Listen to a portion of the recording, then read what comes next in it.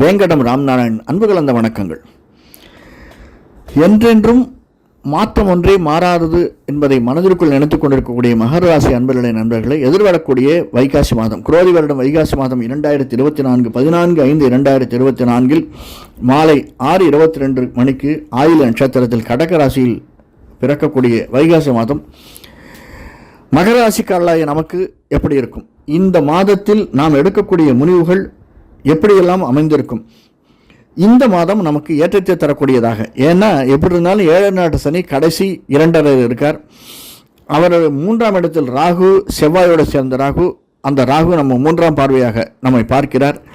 ராகுனுடைய 11ஆம் பார்வையாக நம்முடைய 5ஆம் வீட்டையும் பார்க்கிறார். அந்த 4ஆம் வீட்டில் இருந்த குருவும் சூரியனும் 5ஆம் வீட்டிற்கு சென்றிருக்கிறார்கள். அந்த குரு நம்முடைய 7, 8, 9ஆம் பார்வையாக மகரத்தை பார்க்கிறார். குருவினுடைய பார்வை மிக மிக மேன்மையானது. லாபஸ்தானத்தை 11ஆம் இடத்தையும் நம்முடைய மகரத்தையும் குருவினுடைய பார்வை இருப்பதால் நாம் நினைத்தவை சாதிக்கக்கூடியதாக இந்த வைகாசி மாதம் அமைந்திருக்கிறது மகர ராசிக்காரர்களுக்கு.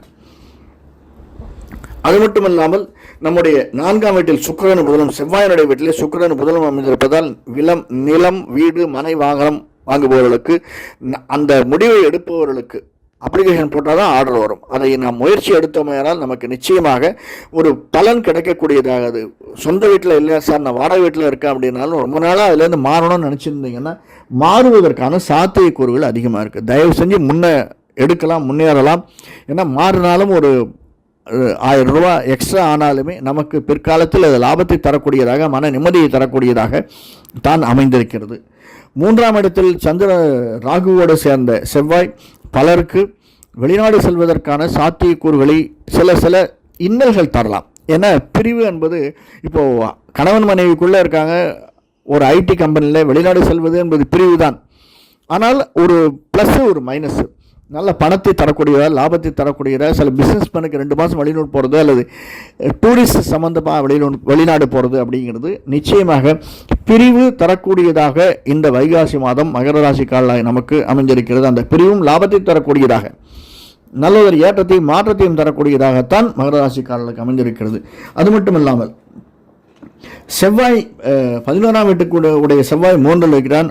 4இல் சுக்கிரன் புதன் சேர்ந்தது குருவினுடைய பார்வை நம்முடைய ராசிக்கு இருக்கிறதுனால சின்னத்திரை பெரிய திரையில் இருப்பவர்கள் முயற்சி எடுத்தோமையானால், வீட்டிலே உட்கார்ந்தோம்னா ஒரு 10 பேரை ஃபோன் பண்ணணும். நமக்கு வேண்டிய டைரக்டருக்கோ அல்லது வேறு யாருக்கோ நமக்கு தெரிந்தவர்களுக்கோ ஒரு தடவை ஃபோன் பண்ணிட்டு வச்சிடக்கூடாது.